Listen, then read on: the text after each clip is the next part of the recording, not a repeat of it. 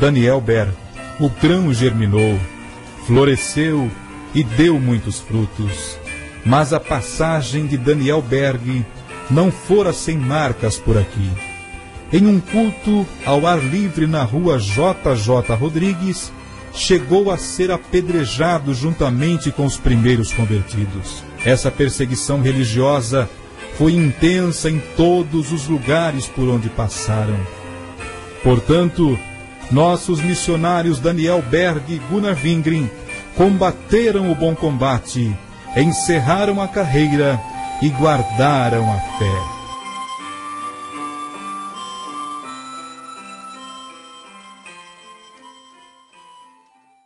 A história de como o Brasil foi transformado na maior nação pentecostal do mundo.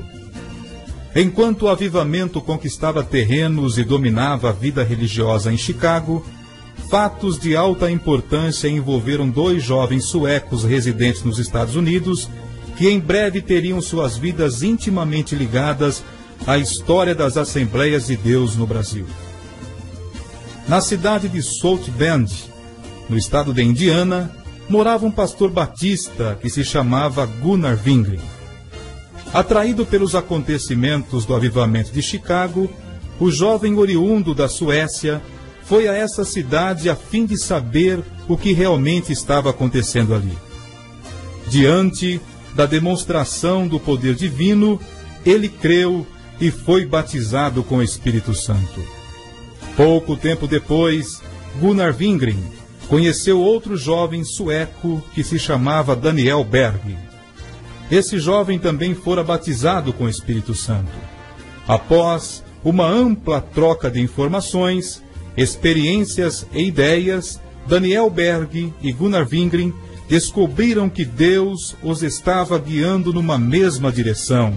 Isto é, o Senhor desejava enviá-los com a mensagem do Evangelho a terras distantes, mas nenhum dos dois sabia exatamente para onde seriam enviados.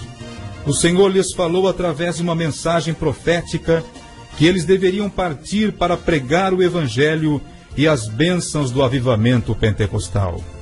O lugar tinha sido mencionado na profecia Pará. Nenhum dos presentes conhecia aquela localidade. Após oração, os 2 jovens foram a uma biblioteca à procura de um mapa que lhes indicasse onde o Pará estava localizado. Foi quando descobriram que se tratava de um estado do norte do Brasil. Aqueles 2 jovens suecos sentiam arder em seus corações o entusiasmo e o zelo pela causa de Cristo. Eram tochas daquela mesma fogueira que começara a arder em Chicago. No dia 5 de novembro de 1910, a bordo do navio Clement, os missionários deixaram a frígida Nova York com destino à cálida Belém do Pará. As atividades missionárias dos nossos irmãos se iniciaram ali mesmo. A bordo do navio, entre tripulantes e passageiros, eles distribuíram folhetos e evangelhos que explanava o grande amor de Deus. Falaram da palavra de Deus e testificaram a todos. No dia 19 de novembro de 1910, em um dia de sol causticante, os 2 missionários desembarcaram em Belém do Pará. Eles não possuíam amigos ou conhecidos nessa cidade. Não traziam endereços de alguém que os acolhesse ou orientasse. Vinham unicamente encaminhados à graça de Deus. Tinham a protegê-los o Deus de Abraão. Carregando suas malas, enveredaram por uma rua. Ao alcançarem uma praça, sentaram-se em um banco para conversar e ali fizeram a primeira oração em terras brasileiras. Oraram por um povo que lhes eram desconhecidos, mas que já amavam e pelo qual estavam dispostos a sacrificar-se. Os avivamentos nascem como resultado de oração, pois aqueles que vivem no avivamento alimentam-se da oração. Os jovens missionários tinham o coração avivado pelo Espírito Santo e oravam de dia e de noite, sempre com a visão de que o campo é o mundo. Mesmo com a dificuldade de falar o português, pregavam nas praças, falavam do amor de Deus e entregavam os folhetos e bíblias para as pessoas. Daniel Berg, vendo esta dificuldade de idioma, se dedicava ao trabalho, enquanto Gunnar Wingren se dedicava aos estudos do idioma, o português.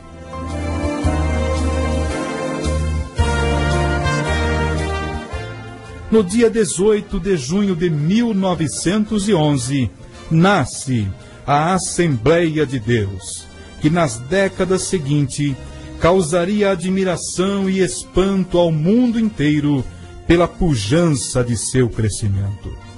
Em tudo isso, se pode notar a mão de Deus operando através de homens e mulheres humildes. Como se vê, esta obra não pertence a homem algum, mas a Deus somente. A nova igreja estava livre para evangelizar e ousadamente anunciava a salvação, a cura divina, o batismo com o Espírito Santo e a volta de Jesus Cristo para buscar a sua igreja. Estavam todos cheios do poder de Deus. Em resposta às suas orações, o Senhor operava sinais e maravilhas, vivificando cada testemunho e sermão. O Espírito Santo convencia o mais vil pecador. Os missionários alcançaram muitos estados e cidades brasileiras, e nossa cidade, Jundiaí, também teve a passagem de um desses missionários, Daniel Berg. O grão germinou, floresceu e deu muitos frutos. Mas a passagem de Daniel Berg não fora sem marcas por aqui.